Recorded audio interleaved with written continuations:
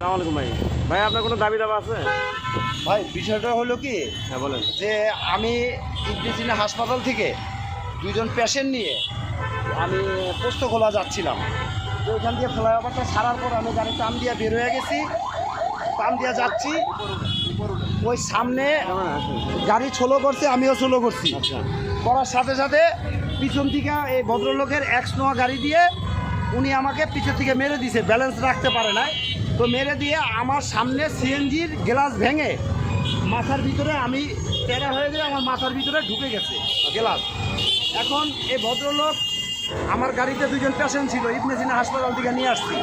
ওনারা পিছনে ছিল, বিদায় ওনাদের কোনো ক্ষয়ক্ষতি হয় নাই।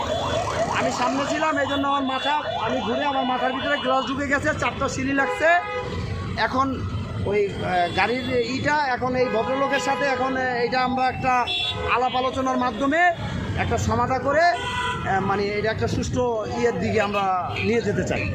যেহেতু অ্যাক্সিডেন্ট হলে রাস্তাঘাটে চলাফেরা করতে গেলে অ্যাক্সিডেন্ট হতেই পারে। আচ্ছা, আমি এই জন্য এটা একটা সুন্দর একটা পরিবেশের সাথে এটা সমাধা করতে চাই। তাহলে আপনি সমাধান করেন, আর গাড়ি কাগজটা আছে, সার্জন মহোদয় আছে, হ্যাঁ। ওনাকে দিচ্ছি, উনি ওনার আইনগত ব্যবস্থা উনি নেবেন।